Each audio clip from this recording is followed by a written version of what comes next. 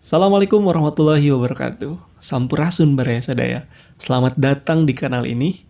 Seperti yang sudah saya sampaikan pada video sebelumnya, di video kali ini kita akan berlatih soal, mengerjakan latihan-latihan soal yang bertopik tentang paragraf. Lebih khususnya, menentukan ide pokok, kalimat utama, dan kalimat penjelas. Kenapa penting berlatih soal tentang materi ini? Karena di setiap tahun ajaran, soal-soal yang bertopik tentang ini selalu muncul, baik itu pada penilaian harian, penilaian akhir semester, ujian sekolah, tes SBMPTN, senam PTN, dan lain-lain. Intinya selalu muncul pada soal yang berkaitan dengan soal bahasa Indonesia. Oke, simak terus.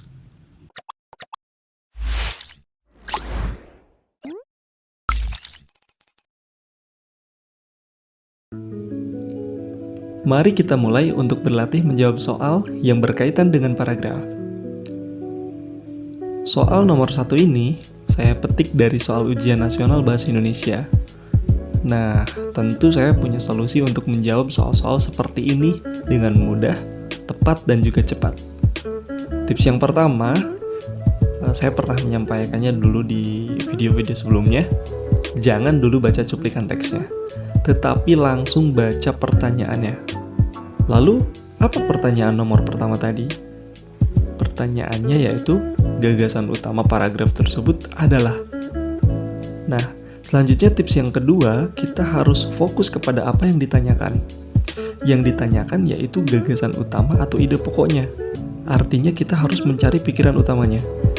Selalu ingat ya, posisi pikiran utama pada umumnya berada di awal paragraf atau di akhir, atau bisa juga di awal dan di akhir yang biasa disebut dengan campuran. Cara menentukan pikiran utama dalam paragraf yaitu dengan membandingkan kalimat-kalimat dalam paragraf tersebut.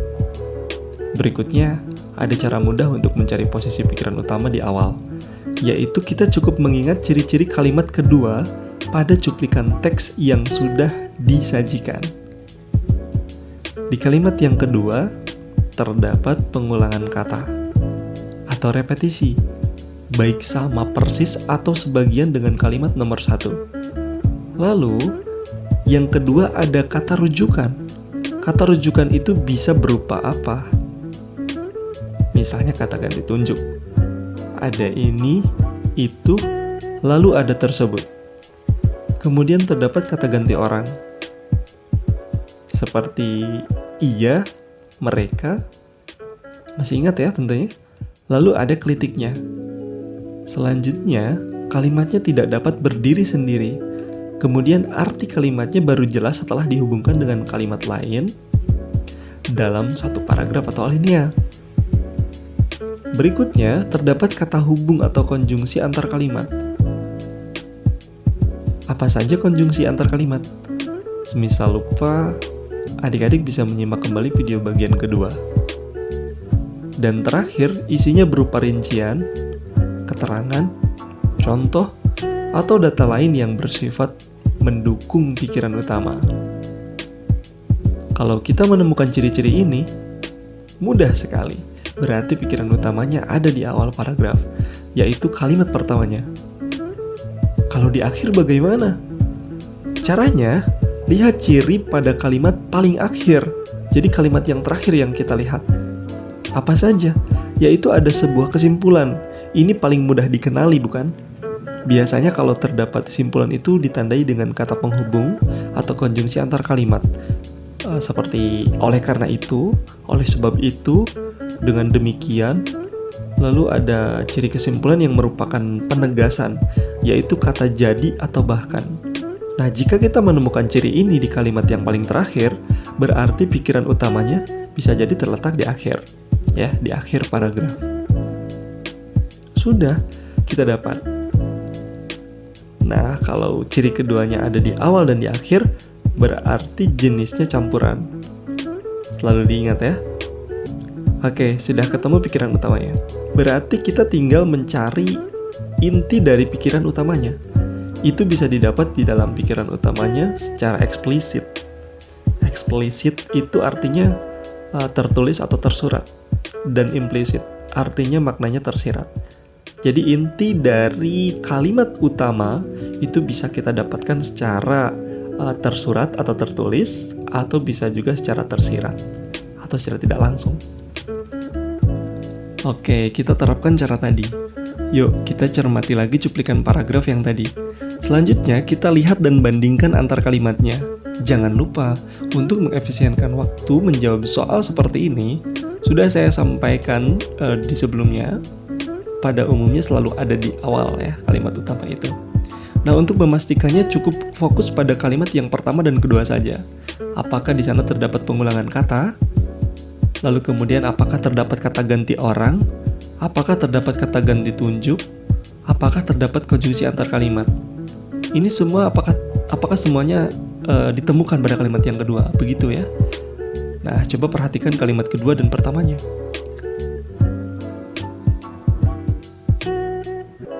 Oke, bisa dilihat? Ternyata ada. Pada kalimat yang kedua, terlihat terdapat pengulangan kata pengangguran.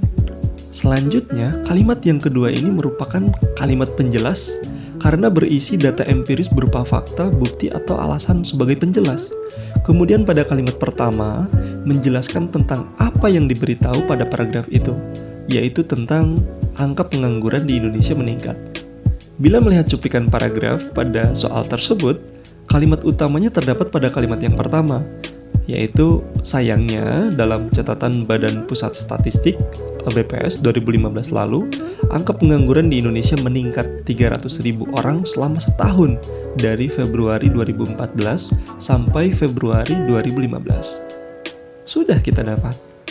Sudah ketemu pikiran utamanya. Berarti kita tinggal mencari inti dari pikiran utamanya. Itu bisa didapat di dalam pikiran utamanya secara eksplisit. Ya, eksplisit artinya tertulis atau tersurat, dan implisit artinya maknanya tersirat. Kita lihat pilihan jawabannya, dan tentu saja untuk memilihnya akan dirasa mudah jika kita sudah mendapatkan inti atau isi dari kalimat utamanya tersebut, yaitu meningkatnya angka pengangguran, bukan? Pilihan yang A, angka pengangguran Indonesia berkurang. Jelas ini tidak tepat ya. Kemudian yang B, angka pengangguran Indonesia bertambah. Nah, yang ini redaksinya bertambah, sementara tadi pada kalimat pertama itu meningkat. Sama ya, kita tampung dulu ini. Ini kemungkinan betul. Kemudian pilihan C, angka pengangguran tidak bertambah ataupun berkurang. Ini tidak tepat ya, sudah jelas meningkat. Kemudian yang D, angka pengangguran bulan Februari 2014. Ini tidak tepat ya. Lalu yang terakhir pilihan E, tidak ada angka pengangguran. Ini jelas salah. Jadi jawaban yang tepat ialah pilihan B. Nah, mudah-mudahan dapat dimengerti ya sampai di sini. Oke, mudah kan? Kita lanjut pada soal yang kedua. Soal nomor 2 ini saya petik dari soal senam PTN, tes bidang studi dasar bahasa Indonesia. Tentu kita juga akan menerapkan cara-cara yang tadi. Pada kalimat yang kedua, apakah terdapat pengulangan kata? Apakah terdapat kata ganti orang? Apakah terdapat kata ganti tunjuk? Apakah terdapat konjungsi antar kalimat? Ya, mari kita cermati lagi cuplikan teksnya.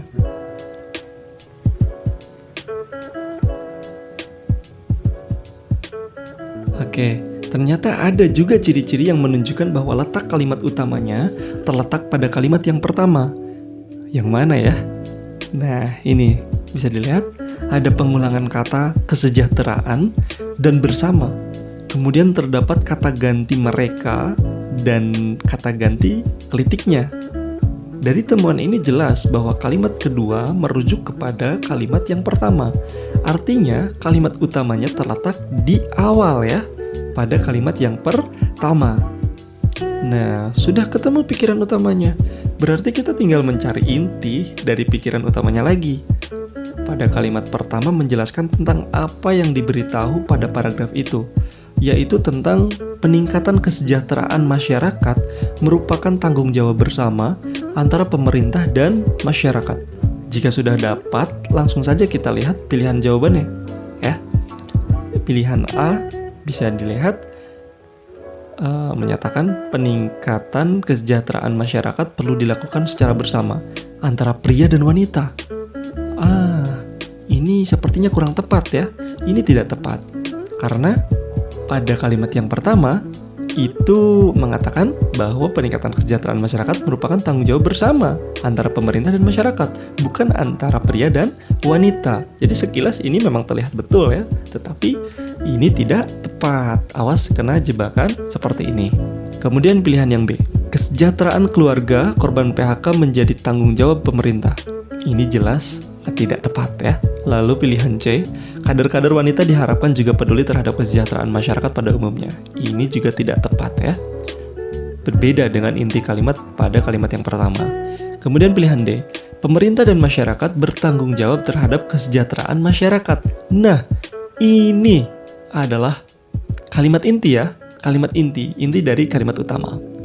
Kita bungkus, kemudian kita pastikan dulu yang E. Demi kesejahteraan keluarga kaum wanita ini jelas tidak tepat ya. Dengan demikian, jawaban yang tepat ialah pilihan D. Begitu. Mudah bukan?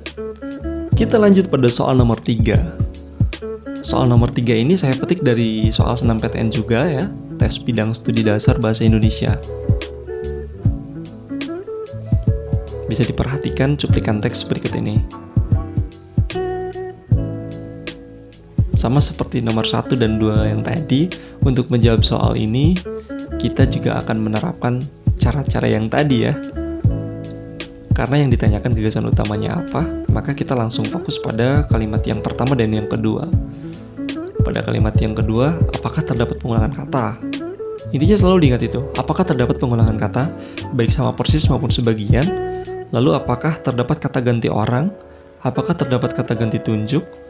Apakah terdapat kata ganti, apakah terdapat konjungsi antar kalimat? Oke, mari kita cermati lagi cuplikan teksnya.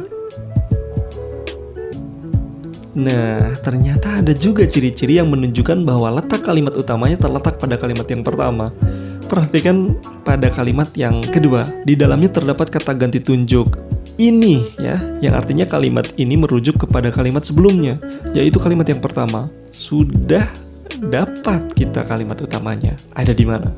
Jadi tidak perlu kita membaca cuplikan teks secara utuh, kecuali kita mau memastikan pada kalimat yang terakhir apakah terdapat penggunaan kata hubung antar kalimat. Jika tidak ada, ya sudah, itu artinya kalimat utamanya betul ada di awal. Dengan begitu akan cepat mengerjakannya, bukan? Selanjutnya kita tinggal mencari inti dari pikiran utamanya tadi. Pada kalimat pertama menjelaskan tentang apa yang diberitahu pada paragraf itu, yaitu tentang NASA selesai menguji coba sebuah sistem yang baru pertama kali diluncurkan, yaitu sebuah sistem internet antar planet. Jika sudah dapat, langsung saja kita lihat pilihan jawabannya. NASA selesai menguji coba sistem komunikasi baru internet antar planet. Nah, ini sama persis ya, artinya semacam disampaikan secara tersurat. Nah, ini maksud tersurat secara tertulis, jadi antara redaksi kata dengan kalimat intinya itu sama. Kemudian pilihan B, jaringan internet antar planet secara otomatis menyebar luas. Ini tidak tepat ya, langsung saja. Yang C, jaringan internet antar planet tidak memerlukan bantuan tenaga manusia. Ini juga tidak berkaitan dengan kalimat yang pertama. Kemudian yang D, wahana antariksa selalu melakukan komunikasi langsung dengan bumi. Ini tidak tepat ya. Yang terakhir, sistem baru internet antar planet NASA bernama Spirit dan Opportunity. Bukan jawaban yang tepat juga. Jadi dengan demikian jawaban yang tepat adalah pilihan A. Benar-benar mudah, bukan? Baiklah, selesai sudah pembelajaran kita di video kali ini. Demikian, sampai jumpa lagi di video selanjutnya. Semoga bermanfaat. Saya akhiri, wassalamualaikum warahmatullahi wabarakatuh.